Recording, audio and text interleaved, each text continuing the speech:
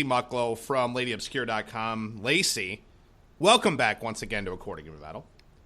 Thank you very much for having me back. Well, we are glad that you were here, and we got a lot of awards to hand out. And real quick, Lacey, speaking of LadyObscure.com, there is a little announcement that if friends of you on Facebook know this, but listeners may not. You want to kind of share with us some pretty big news that happened in your world in regards to the website? Sure. We had some leadership shifting around, and I was promoted to editor-in-chief. That is awesome news. And I couldn't be more excited to see what the future in 2017 is going to show for the website and for those who do the reviews on the site. And, you got your work cut out for you because it's going to make it that much more harder. But if there's anybody who's up to the task, it's you, Lacey. So that's awesome to hear. So, Biv. Thank you. I'll tell you what. I mean, it's been a great year in metal, and who better to join us on this podcast than Lacey, who knows metal inside and out, and is kind of almost like the 7 degrees of Kevin Bacon when it comes to metal. Lacey knows this person who toured with this person, who is the label mates of this person, and that's how she knows them. It's just amazing. I would like She's to like say, the Where's Waldo of metal. She's in on every picture. Yes, that's well said. Somewhere there's Lacey somewhere in the crowd, but yeah, she's all over the place. But yeah, man, it's you are definitely well versed in the metal community, so we're glad that you're here. I do my best, but thank you. And congratulations. That's phenomenal. I think if anyone deserves it, you do, because you put your heart and soul into that. So your reviews are phenomenal. And for those that haven't checked it out, go to LadyObscure.com, read her reviews, and I think you'll make a decision on whether or not to purchase a CD or get excited about a CD before it comes out, or sometimes a little bit after it comes out, as has happened recently with everything that's been on your plate. But nonetheless, congratulations. Thank you very much. I'm very excited. We have a lot of great things in store coming up for next year. We have a new author joining us as well, so we're excited to have some new people joining us. Fresh blood is always good. Yeah, I'm really looking forward to having new authors as well as our reliable team that we've always had in place. Looking forward to the new reviews coming out next year. And with my new duties as editor-in-chief, I'll be looking over the reviews of the newer writers, as well as writing my own reviews as usual and doing interviews. So I'm looking forward to what next year's bringing. Well, Jason, one of the things you mentioned there was that 2016 was a great year for metal. Now, not only in preparation for the show, but also just because I like to read other people's opinions about what's going on in the world of metal, good or bad or indifferent.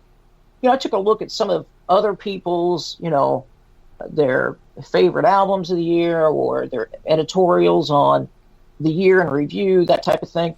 And I would say about 40 to 50% of the reviews or the end-of-year articles that I read mentioned what a bad year 2016 was for metal. Now, granted, we weren't doing this show in 2015, so we don't have that perspective.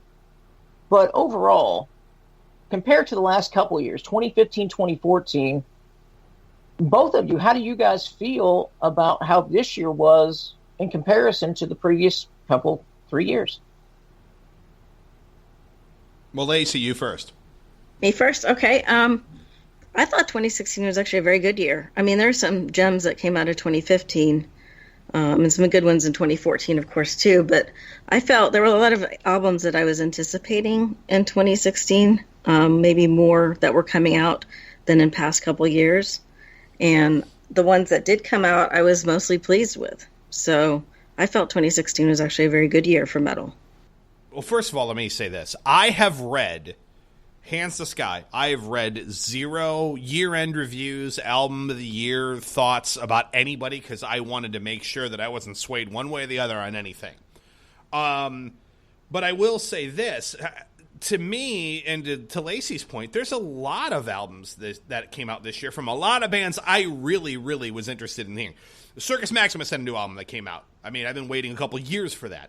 Theocracy had a new album that came out. We've been waiting 6. Metallica, Dream Theater, Megadeth, Anthrax. I mean, how many bands do I have to name that are household big names that came out with an album in 2016. And on top of that, how many bands that you weren't expecting that were flying under the radar came out with some really good stuff? So yeah, there were some misses, and maybe in certain genres of metal, maybe it was disappointing, but in the stuff I prefer and I listen to, I don't know what you're talking about. I think it was a great year for metal, honestly. That's head scratching. I don't get that at all. Well, a couple things there. First of all, I don't think it was a bad year in metal at all. In fact, I think it was a very good year in metal. I was very pleased with the majority of the releases that I was looking forward to, and I was very pleasantly surprised by some other releases of bands that either I didn't know much about or I wasn't expecting much from.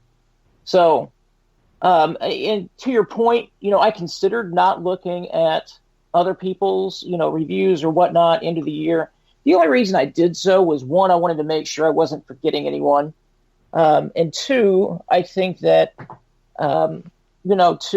sometimes you get a different perspective on something. Kind of like what you did with 6 a.m. on the last episode. You got a different perspective. You went back and listened to something again, or something triggered you to go back and to listen to something again, and it made you have a different, opinion of that particular CD. So that's kind of why I did it. I don't think it really swayed me one way or the other on anything. I think it did make me consider a couple of things. But no, I think overall it was a very, very good year in metal, and I'm in total disagreement with the articles that I read that said otherwise. Yeah, I don't get that at all. So that being said, let's get into our albums of the year. Let's do it. This is the intro of the Power Metal Album of the Year right here. Now we'll sing about cliches like fighting dragons. This is Power Metal! What you just heard was the intro to our first category here on the According to Metal podcast, 2016 review, award show, whatever you want to call it. We don't really have a name. It doesn't really have to have a name, but we are going to discuss, the three of us, the best power metal album of 2016, and there was a lot of good power metal that came out this year, and I have my thoughts and opinions on who is clearly the best power metal album of the year, and what I say is right, just so you know, but just in case I'm wrong, I'm just kidding. We're going to ask Lacey, first off, who she thought brought out and produced the best power metal album of 2016. All right, well, looking at what I listened to in that category, I decided to choose Sabaton's album, The Last Stand. Wow. For my power metal album of the year. Give us your thoughts as to why you think that is over some of the other stuff that you would maybe consider instead. Well, when I was looking at my list, I realized that I didn't have a lot in the power metal category, so I probably had fewer things to choose from than maybe one of you guys did. But one of the things that really made me pick it is listenability. It's one of those albums that I can just play over and over and over, and I don't get really tired of it. And I'm just a big Sabaton fan, and I'll just say that up front. But I thought they did a great job with this new album. They had a couple of covers in there that were pretty cool. My only complaint, it was pretty short for their album, but overall I really liked the songs that they did. So I always learn a lot. And you can learn all your world history from it. I know. I was going to say I learned more about more battles and more. Well, it wasn't more about battles. This album, The Last Stand, the idea behind it was, last stands where sometimes it was down to few people, but it was, it was kind of a concept album in that respect. But yeah, I always like hearing about their new choices for their next album as far as the historical aspects go. So that's why I chose it. Well, one of the cooler bands in metal, just as far as what they do and what their pocket is. You know what I mean? I mean, they know what they do it well, and even though you may have some members go in and out of the band, they consistently make good stuff. So very nice choice, Lacey. I can't disagree with that at all. It's not what I had, but it's a very, very good album, and one of my faves from this year as well. So Very nice. All right. Biv, what Thank say you. you, man? Well, Sabotage's not a bad choice at all. It's a solid album. I chose to go with something that may surprise you a little bit, Jason, although I gave it a great review. Okay. As the year has gone on now, we have the perspective of time. Because what time gives you is that, well, as Lacey just pointed out, that ability to listen to something over and over again. Or maybe you find yourself not listening to something as much as you thought you would because you gave it a great review the first time around. And so for me, what came out of the power metal category was a band that if you would have asked me at the end of 2015, I didn't know anything about them. And that band is Almanac. Wow. And their album Sar. That just grew and grew on me like a chia pet. I mean, it just went on and on. I do want to give honorable mention or second or third or whatever you want to do with it with Thorn Bridges, What Will Prevail. Holy crap! Which is a phenomenal CD. Testament's Brotherhood of the Snake. I think both of those I considered them heavily, but in the end, for me, it was Almanac. Wow. Well, let me. So, going on to me, I can tell you that my runner-up, even though we don't have an official title for that, was Thornbridge as well. So that's why I started laughing when you mentioned it. And again, folks, for those of you just joining us for the first time, not one of these awards or who we picked has been announced to each other. These are all surprises to us because that's how we roll.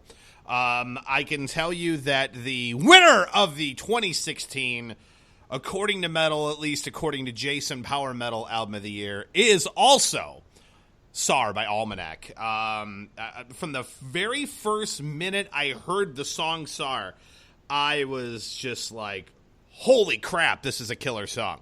Victor Smolsky just does an incredibly good job. I wouldn't say it's, hear me out here, because even though some people call Iced Earth Power Metal too, that's a stretch, and sometimes I say yes, sometimes I say no. But the one thing I think Victor Smolsky does very well, Biv, and I'm curious your thoughts on this, is similar to John Schaefer with Iced Earth. It's nothing overly intricate, but it just freaking kicks ass. Like, you know what I mean? Just some of the riffs that he comes up with are just straightforward, awesome. And they get stuck in your head. Yes, and they're heavy and gallopy, and just when you listen to and it's really disappointing to see, unfortunately, at least in my opinion. This is a band who, this was the first album I gave a perfect score to here on According to Metal. And in my world, when you just hear the production quality of it, and the Barcelona Harmonia Orchestra is part of it, the whole album, there's not one song I can say, yeah, that song sucks. The entire album sounds great. Like, if you haven't heard Almanac before, I would tell you to take Iced Earth and add some symphonic elements to it with two singers who sing very clean and very well, and also go back and forth of each other. Actually, three if you include their female artist as well. Just top-notch musicianship, killer album. The first perfect score I ever gave on this show, and rightfully so. Still at the end of the year, it's stood the test of time for the last 12 months of being by far and away my power metal album of the year. So there's that. So, Almanac, for me and Biv, we agreed on something. Not only on the winner of the album, but the runner-up even. Holy crap, that's amazing. And Lacey, of course, was Sabaton. Last Stand, which is another great album as well. Hey, I think we're off to a good start, gang. What do you guys think? The Progressive Album of the Year. I can't sing like LaBrie, but neither can he, at least anymore.